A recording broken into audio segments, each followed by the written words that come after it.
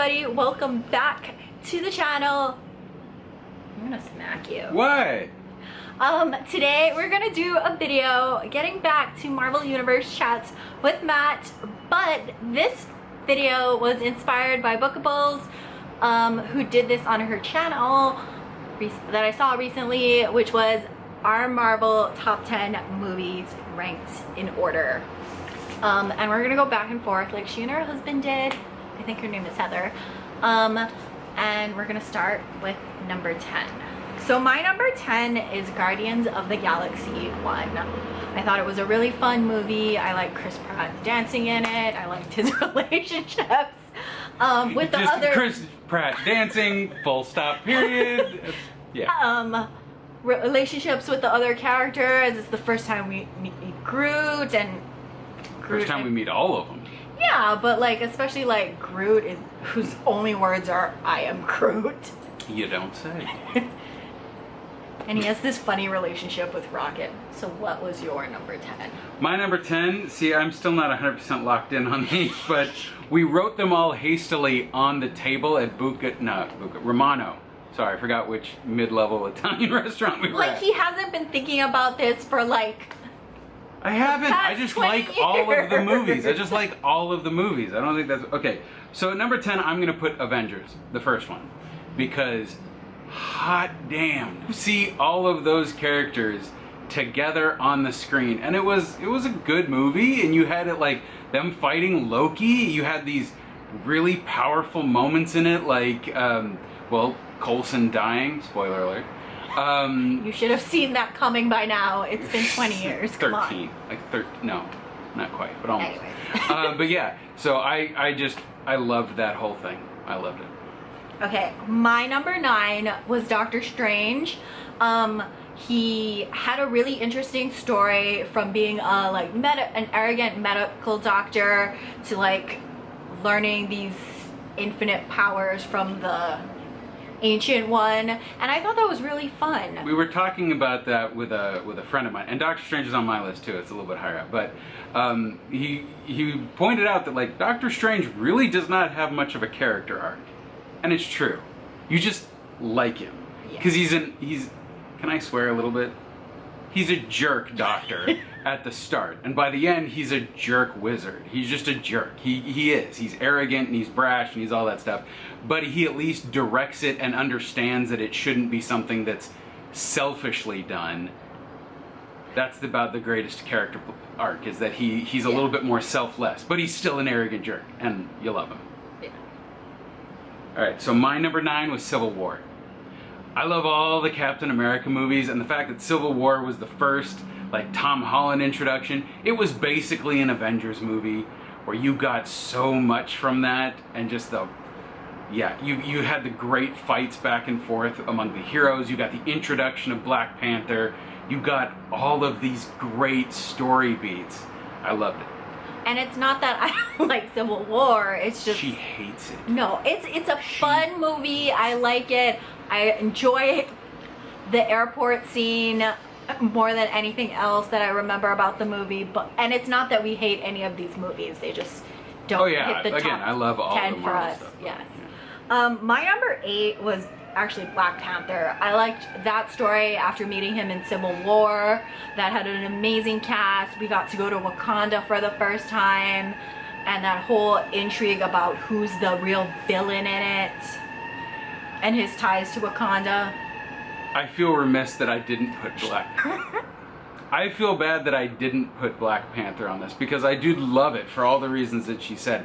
I don't know why, I guess other things just popped into my head first.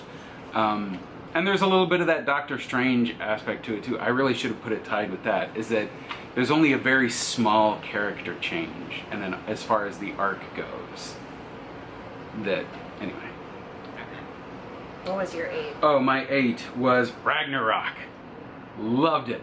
Love Thor, love Chris Hemsworth as Thor, love the entire cast of that. Like, Carl Urban is just a beautiful addition to any movie that he's in. I thought it was great, just top to bottom. The fact that they very consciously were like, you know, this is kind of out there, let's make it funny, and just ran with it. Jeff Jeff Goldblum is just beautiful in it. The whole, he's a friend from work. Loki's whole, like, I'm not gonna do get help. Like, all of that was just so good. The fact that at the end, Loki's like, oh, I can still be the god of mischief and a complete bastard, but with these people. Like, that was an interesting thing for me. I loved Ragnarok, so that's why it's there. Okay, my number 7 was Ant-Man.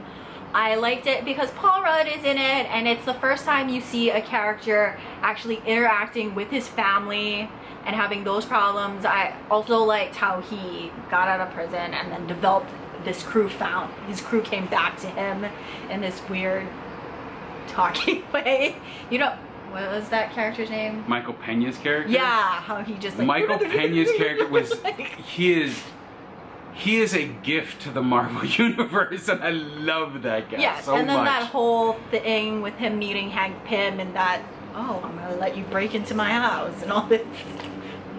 I love that. Again, Paul Rudd is just wonderful to watch on screen. So, yeah.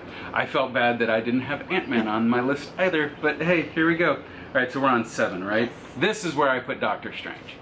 I love the magical end of the Marvel Universe. Like in the comic books right now, it's one of the few areas that I'm really genuinely keeping up with. Doctor Strange and Strange Academy. This is this book about like a school that he found, so it's almost like the X-Men but for wizards, and I love it. So I think that's great. Benedict Cumberbatch is just awesome in pretty much everything that he does.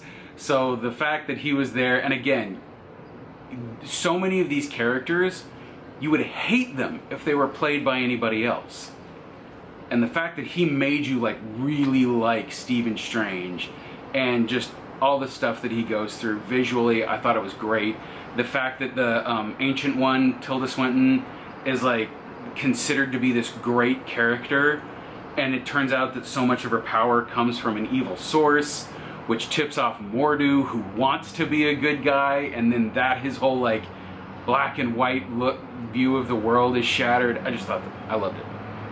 Oh, and I especially loved like Stephen Strange's relationship with Wong. And Wong is awesome. Yeah. So his name is also Benedict. Yeah. My number 6 was Spider-Man Homecoming. The thing that majorly caught it, besides the fact that Tom Holland is an amazing Spider-Man, very age appropriate, and I feel like he fits it as better than Spider-Man. Most of the Spider-Mans, I do like Tobey Maguire's Spider-Man, but he's very age appropriate in that sense, very like teenager-ish. He looks it. He's obviously older than that. Yeah. And then that whole funny thing, like, oh, what did you do on your summer vacation intro? Oh, here's this video. Oh, yeah. Like with Captain America and stuff. That's so you got detention. Like those were great. All the memes that came from that. Yeah. Yes, I 100% love the Tom Holland take on Spider-Man. I thought, and I think I've said this before in one of these, I thought Tobey Maguire was a great Peter Parker. I thought Andrew Garfield was a great Spider-Man. I think Tom Holland's a great both. And I've liked all three, and so yeah, Homecoming shows up on mine, but it's later. My number 6, that's where we are, right? Yep. Here's where I put Guardians of the Galaxy. I respected the hell out of this movie because there were some fantastic Guardians stories that existed, like in the comic books and whatnot, but by and large, no one knew who they were. Even comic book fans were like, oh yeah, I know of them, but So the fact that they took this and it wasn't like a character, we're going to introduce you to a character and make you like them. No, they gave us an entire team. They could pretty much do anything they wanted with it. And then the fact that, bless you, the fact that they went hard with the music, the 80s nostalgia, this weird retro future stuff, all of that, and like made all of these characters so rich and so likable. Like James Gunn just hit a home run. I love that. So there you go, number 6. Okay, my number 5 was Iron Man 3. That was the Christmas edition one, right? Yes. Yes, and I thought that was such a fun movie, like especially like when we watched it around Christmas. I think we did watch it on Christmas Eve. or something. Yeah. It was such a fun, like, Christmas-ish movie, and that was when, like, Tony Stark was, like, had that encounter where he wasn't Iron Man for a moment, right? Yeah, well, that was the whole thing, is that he lost the Mandarin, or the, whatever you want to call him, that organization, destroyed his work, so he didn't have a suit. So he had to go back to being Tony Stark, crazy engineer, crafty genius guy, which I loved. I thought that was great.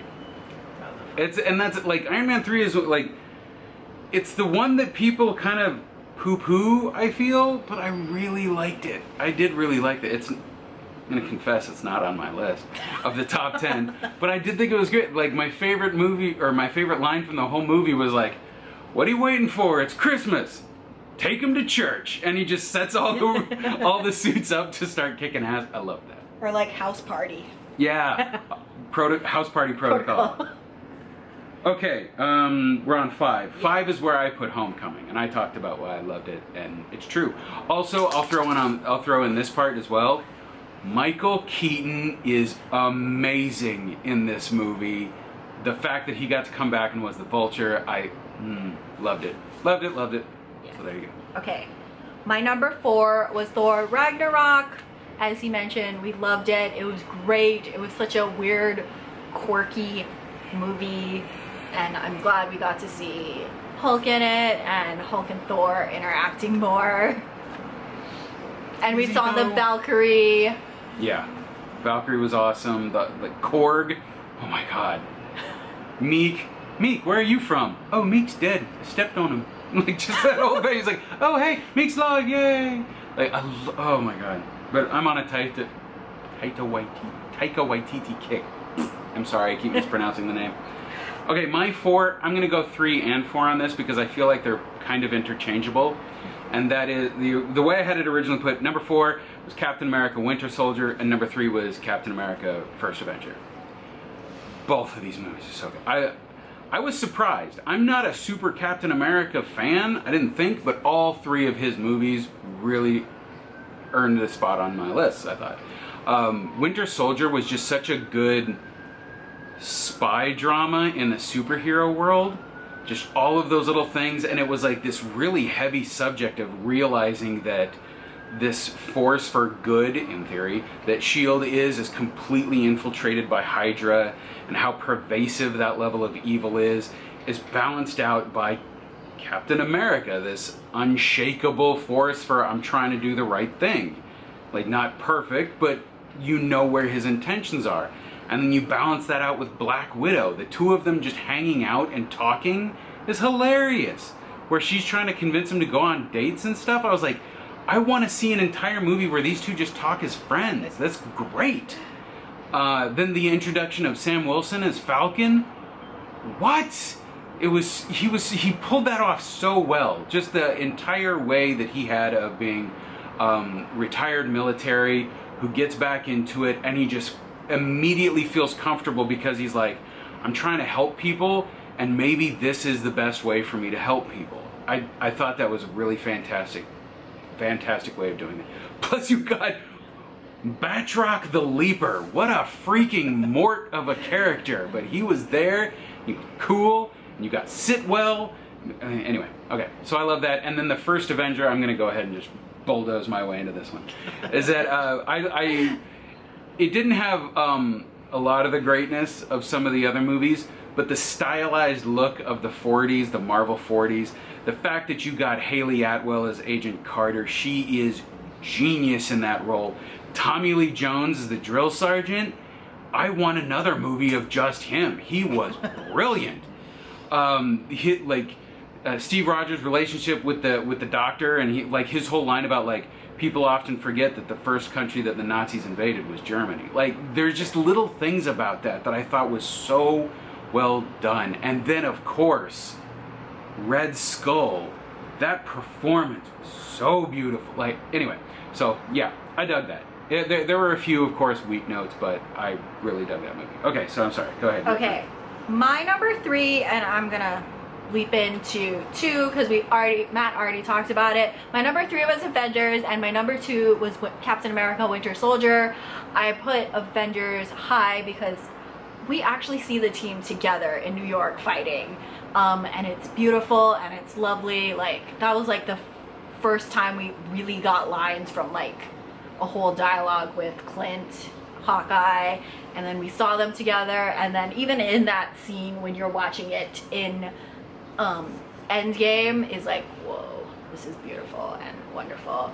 I loved Captain America Winter Soldier because it was a fun spy movie, and it's the first time you see the Winter Soldier, Bucky again, and in that intrigue state where he's all like, who's Bucky?